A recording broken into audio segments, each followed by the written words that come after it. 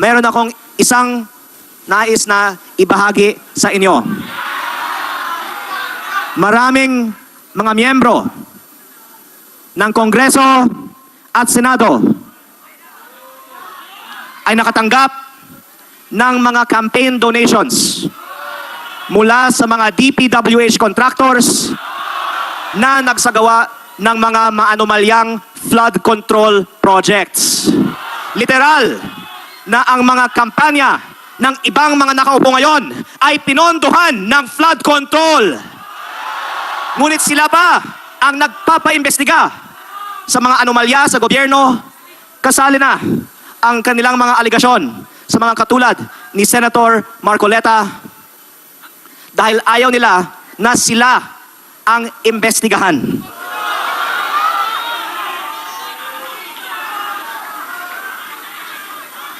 Dagdag ko rito, ito ay alam ng marami ng aking mga kasamahan sa Kongreso.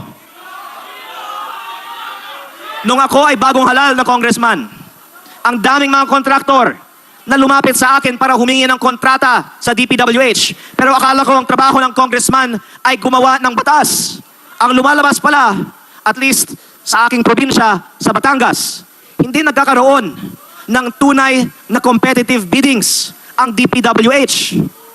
Dahil ang sinasabi nila, ang mga bidding sa DPWH ng Batangas ay bidding-biddingan po lamang. At ang mga congressman ang pumipili ng mga nananalong mga bidders. At nagkakataon, ang mga nagbibigay ng mga malalaking campaign donations sa mga kongresista sa Batangas ay ang mga nananalo ng maraming mga kontrata sa DPWH. Meron ba tayong nakita ang congressman na nakasuhan na para sa mga donasyon ng mga kontraktor ng DPWH? Kaya ako po ay may munting kahilingan. Hayaan ng Kongreso paimbestigahan ang mga campaign donations ng lahat ng mga miyembro ng Kongreso na galing sa mga kontraktor ng DPWH. At tapusin natin ito bago tayo mag-judge o mag-allege ng anuman kay Senator Dante Marcoleta.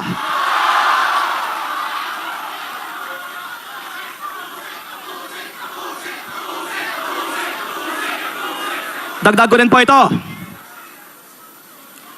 Maraming personal knowledge ang aking mga kasamahan sa Kongreso sa mga kalakaran na ang ibang mga kasamahan namin ay sabay congressman na nagpapasok ng mga proyekto sa budget ng DPWH at sila din ang mga kontraktor ng mga naturang mga proyekto. In fairness po, sinabi naman na paiimbestigahan ang mga congressman na kontraktor. Pero ang sinabi din ng iba, hindi lang naman 8 ang mga congressman na kontraktor. Sinabi ng iba, mahigit 20% ng Kongreso ay mga DPWH contractors. Sila ba ay makakasuhan kaya bago kakasuhan si Senator Marcoleta? At kung meron man iilan, sabihin na po natin iilan na makakasuhan, bakit may mga congressman na napakalinaw ang ebidensya na sila ay mga kontraktor ng DPWH na hindi man lang pinaiimbestigahan? Panghuli, dadagdagan ko po ito. Lumabas na rin sa balita noon na ako ay may mga nakalap na mga dokumento mula sa DPWH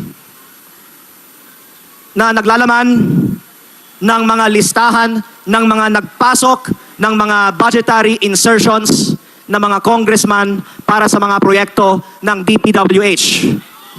Marami sa mga nagpasok ng mga proyekto sa budget ng DPWH ay may malinaw na kaugnayan sa mga contractors who were eventually awarded these projects. At may mga lumabas na mga testigo na nagpapatunay sa mga dokumentong ito. Dahil hindi po galing sa akin, nang galing sa mga testigo na kinikilala ng ating gobyerno ang mga pahayag na ito. In fact, ang iilan sa kanila ay ginawa na o inanunsyong gagawing state witness. Absuelto na sa kanilang mga kaso. Ngunit, sa aking personal na opinion, kung gagamitin natin ang testimonya ng iilan para idawit ang iilan at ang resulta nito ay iaabsuelto sila sa kanilang sariling mga kaso, hindi tama na selective ang justice at 2 o 3 lamang ang makakasuhan gamit ng kanilang testimonya. Kung may kaalaman sila na reflected sa mga dokumento ng DPWH na hindi 2 o 3, kung hindi 2 o 300 ang nagbigay ng mga insertions para sa mga proyekto sa DPWH sa kanila. Yan ang ibig sabihin ni Senator Marcoleta na selective ang justice sa ating bansa. Bakit? May iilan na kinakasuhan o ikinulong na habang ang iba ay hindi man lang pinaimbestigahan gamit the same evidence and the same testimonies. Kaya, hayaan natin muna sila na maglabas ng kanilang mga reports dahil inanunsyo naman na lalabas sa mga darating na mga linggo ang mga reports na ito. Sana uunahin nila ito sa mga kaso sa mga iba na wala namang kinalaman sa flood control projects.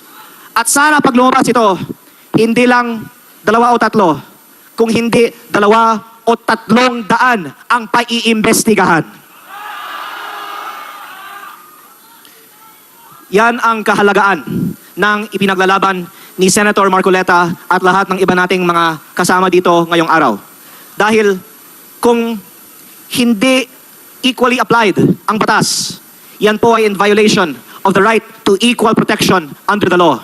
Yan po ay violation sa mga prinsipyo ng transparency, accountability, justice at democracy na dapat pinaglalaban ng lahat ng mga miyembro ng Kongreso.